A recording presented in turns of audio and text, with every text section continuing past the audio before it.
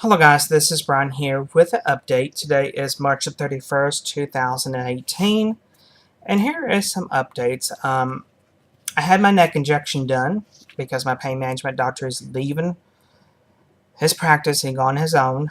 He kind of said that Baylor Scott and White's kind of pushing pain management doctors out, so who knows. Um, so I had a neck injection done. Then the week after that, I had the one in my back done. Because I had an MRI done, a CT scan, an X-ray done, and found more problems with my back. There's 3 discs involved. And I had a complication from that. He said he went a little bit deeper and causes a lumbar puncture. And he said, after the procedure, he said, you may have some very bad headache afterwards. Here's a prescription for this medicine. I forgot what it is, but some weird dreams on that stuff, some weird nightmares. Um, and he said if the headache doesn't go away in a couple of days, we might have to do a blood patch procedure on you. And that was Wednesday, a couple of weeks ago. Well, that Friday morning, I went to the emergency room at 12 o'clock in the morning. The headache was so bad in my back. The back wasn't really hurt that bad. It was just the headache itself. Because what causes it's called a spinal cord headache, and what causes that, it was the negative pressure, because from the lumbar puncture, what's happening is it's leaking spinal cord fluid, so that's causing the pressure problem in your brain, and it's that headache. So the emergency room doctor said, well, we can do the blood patch procedure, or if you want to wait. However, if you hurt now, I would recommend doing it now. So you can because after you can pretty much get instant relief within, right then and there after the procedure, or, just take a day or two. And because here it is, the weekend, the weekend was coming up. I said, okay, go ahead. And the lady said, well, let me call the anesthesiologist, because it's the one who does that. So they take me to a different room, in the emergency room, and they had me sit on the side of the stretcher. But they had me kind of bent over, holding on to the hospital tray. You know those little tray things they put the food on? So they put a pillow with a surgical drape, that little plastic thing, tissue thing. So they had me grab onto the hospital tray and kind of bent over, sort of, so that the anesthesiologist can do that procedure. He said the most painful part was when they will inject the actual blood into the back. That wasn't painful for me. Now they did numb it. They did numb up the area. Oh, by the way, they couldn't give me any pain medicine right then and there, or anything to relax me, because they didn't want anything to mask the pain, because they had to know exactly where and when I felt pain, due to it has to involve the nerves and pressure and all that junk, right? And it felt like a couple bee stings numbing the back up. Not bad compared to what was fixing to happen. When he was inserting the actual needle to insert the blood, that was the most painful part, because I felt it in my legs, and mostly my left, and into my toe, because he was hitting the nerve. And then he was injecting the blood. That part wasn't very painful at all. And they had me laying down for nearly 2 hours flat. Then they got me drugged up. I still had a little bit of bad headache and felt oozing, didn't feel real good. And now my back was hurting because of that. He said, you will be sore. And then I called my pain management doctor when the office opened up, and he said, well, I really don't feel like they really, because I told him, I still have a headache, but not that bad, but I still have it. And I spoke to him on the phone. He said, I don't feel they did that right, because it should have been done under X-ray instead by feel. This anesthesiologist was touching my back and all that. He said, I want to be more precise. I want you to come in here on Monday, and we would go ahead and do it under, I think they call it fluoroscopy, under X-ray. However, I don't want you to take any pain medicine after midnight that day because I know you're going to be in pain, but I can't have anything masking the pain because I got to know the pressure points are, and that determines how much blood, I guess, to inject. Because, they take out your arm and then they run back in the back and inject it. And I said, okay. He said, if it, since we're going to do it under x-ray, it'd be more precise. It will be more better.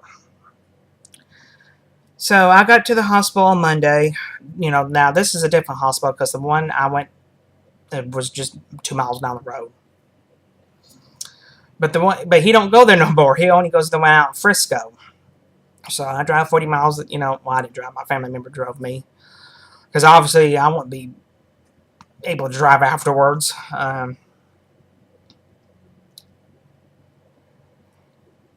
And when I got there, they were, they got me checked in.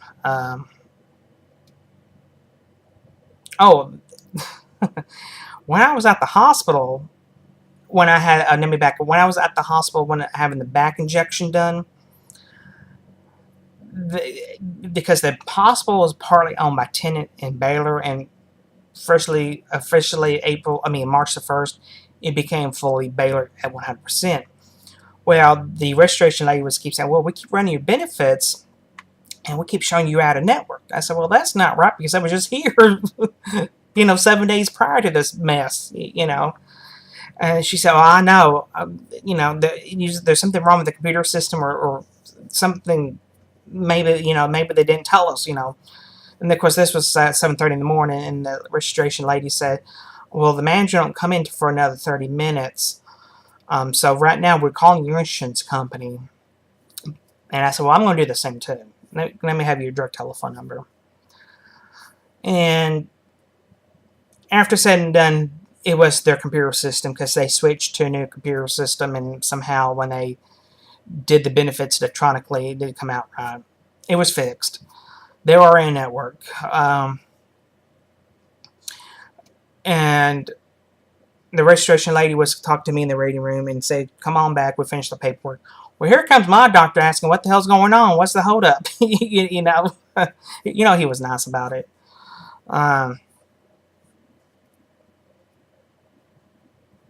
Everything. And even the doctor said, yeah, well, if we are in network here with Blue Cross, everything was okay. Now, when he did the blood patch procedure, it was really painful. Like I said, they can't give you drugs to mask any pain. He poked around and on my back, and he did numb it up pretty much. When he injected the blood, that was the most painful part for me. When he injected the blood, I felt a lot of pressure on the back of my thighs and down my leg. He said, I injected a little bit more because you still having these, by then I was telling me I still having a headache by then. And he said the reason why he did that to equalize the pressure on the spinal cord by the nerve as well, so the spinal fluid won't be leaking out as fast.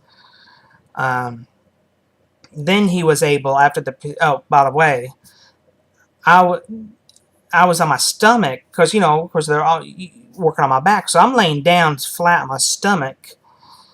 And I had my arms like this because they were trying to get blood out of me. And that wasn't working really good. Because first they wanted to do a steroid IV in the procedure room. And that didn't go very well. And then they were trying to take blood. And these were kind of big things of blood. Big files of blood. And I came out of there bruised up pretty bad. It looked like I was a drug addict, really. I mean, literally. So my arms were bruised up. My back was bruised up. And some idiot in the pre-op area after my procedure, some jackass had the TV up so damn loud, everybody heard it in the whole damn joint.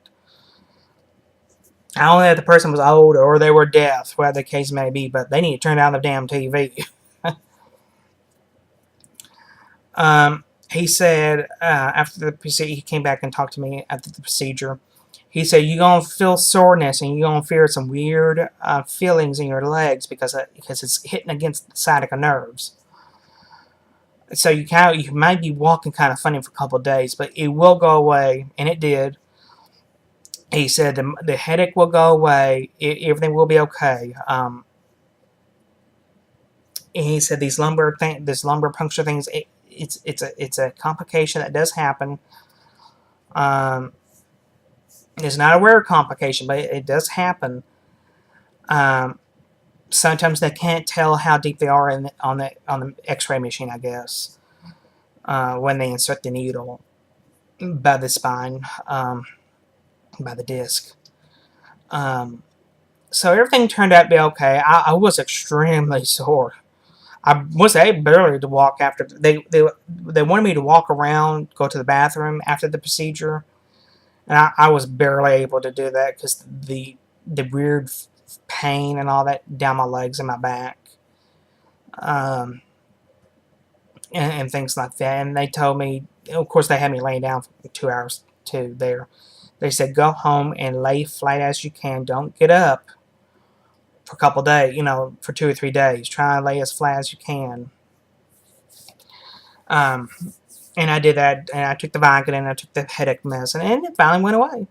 Now, the reason why I couldn't take the migraine medicine, the pain management doctor said, don't take your migraine medicine. And this is what the other anesthesiologist said, because it's a spinal cord headache. In fact, it actually will most likely make it extremely worse.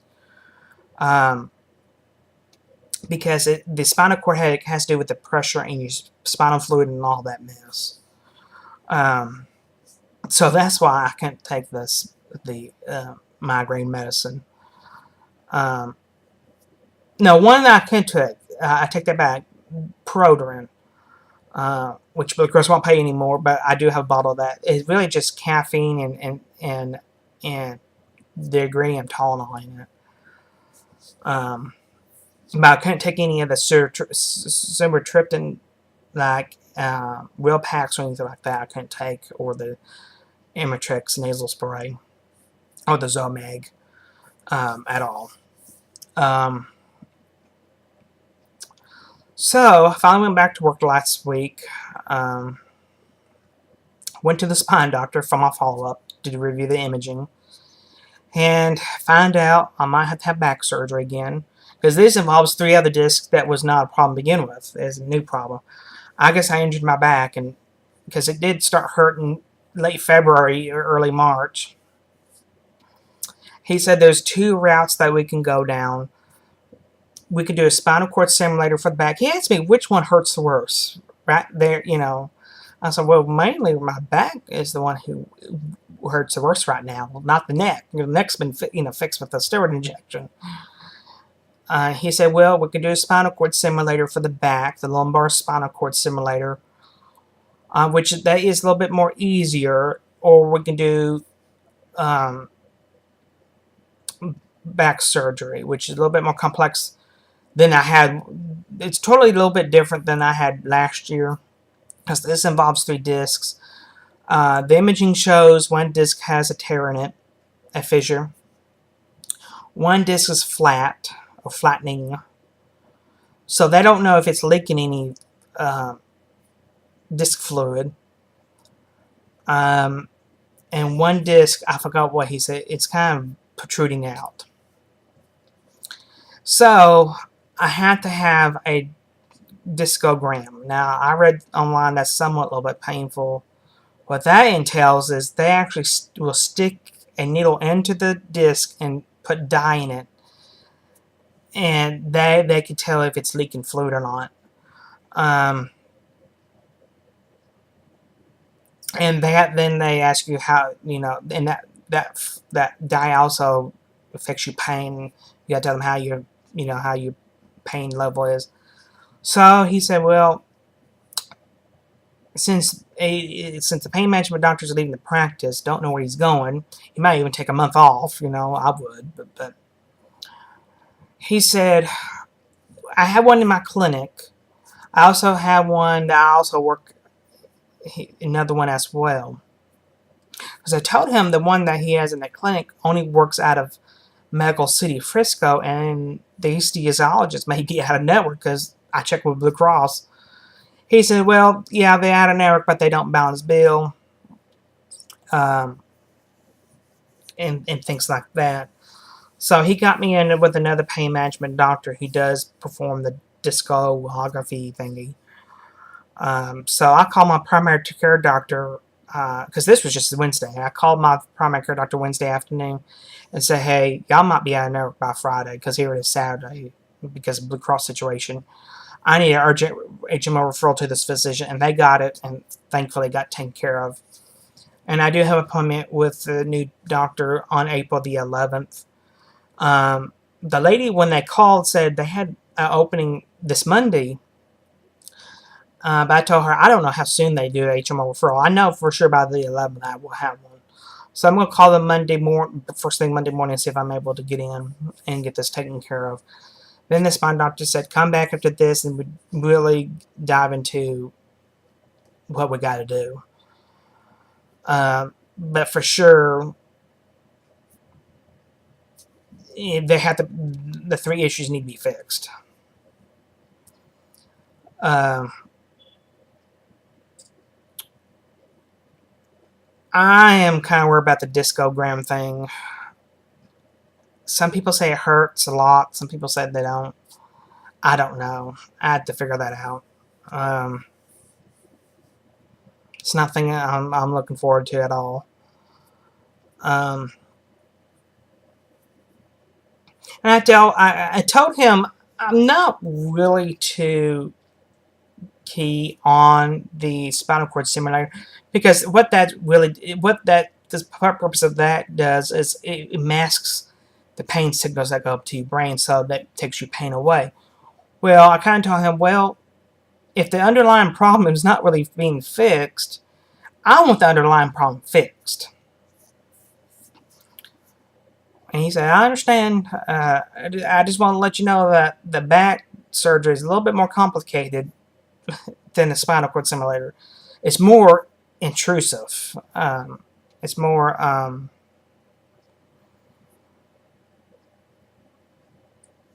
than the spinal cord stimulator. The spinal cord stimulator is a little bit more conservative treatment and not as complex. But like I said, who in the hell wants surgery? But although I want the underlying problem fixed, just like if you had a flat tire, well, okay, you can put some duct tape and patch it up for a while, But if you don't change the tire after all, after a flat tire, you can patch it up. But if you don't fix it and put a new tire on the car, you won't do no good after a while. You know what I'm saying? I want the underlying medical problem fixed. And I did ask him a couple questions about the spinal cord stimulator. I asked him, how long does the battery thing last in there? He says between 5 to 7 years. And I also told him, well, hell, by then, who knows if any of us have insurance by then or not. And he said, that's true, the way things are going. So, I got to weigh my options. But like I said, I'm kind of more leaning on the surgery part. Even though I don't want surgery, who the hell does? But if the surgery fixes the problem itself, instead of masking the problem, to me that just makes sense to do that. Yes, it's more riskier. Yes, it's more complex and more complicated. But that will fix the problem. Not mask the problem. Not patching up the problem. So, that's pretty much what's been going on now. So if you have any questions, comments, please post them below. Talk to y'all later.